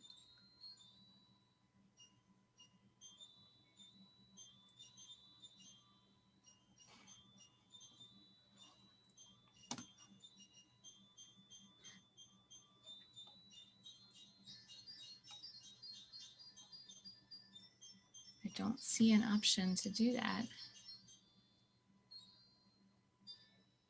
Donna, are you on a phone or a, I'm on a a desktop or laptop? I'm on a laptop. Let me see if I can.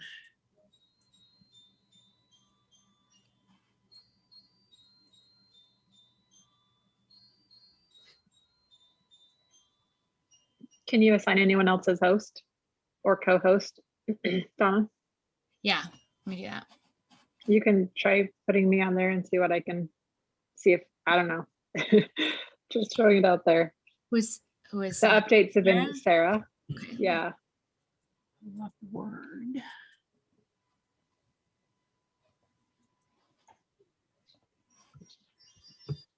Okay.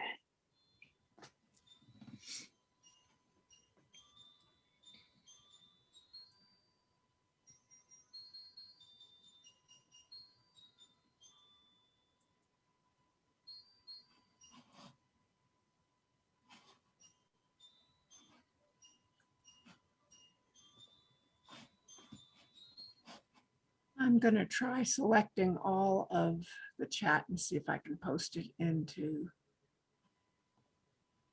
put it into a Word document. Let's see.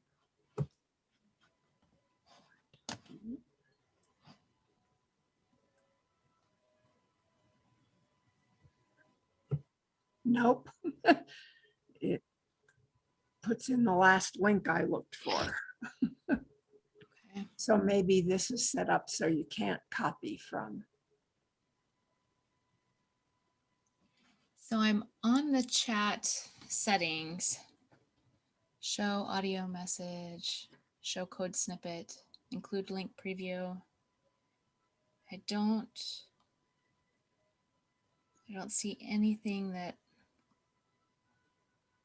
mentions save.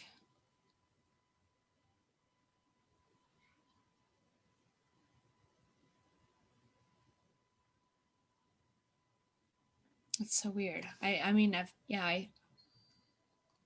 been able to do it in other Zoom things. I don't know why. I mean, minimum, I can take screenshots of each section, but it's, a good size chat.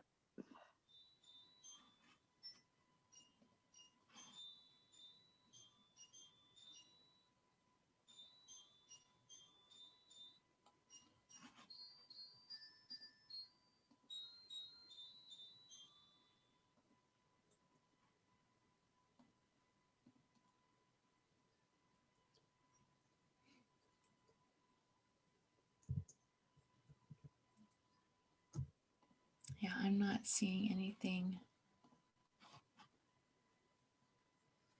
in settings about the chat that would relate to saving it.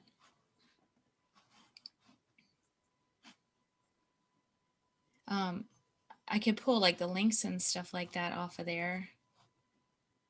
It's not, I don't think it's that long really. Let's see. Can you do a screenshot, Donna, on your laptop? I'm on a phone, but you could capture that in a couple of grabs or something. Do you know if there's a hotkey for that?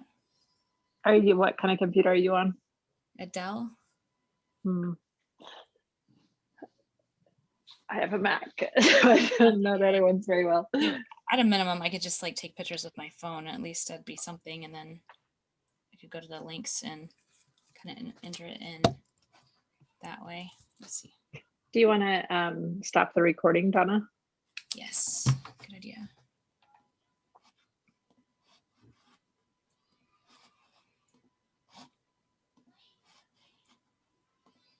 I can hop in on my computer and just screen.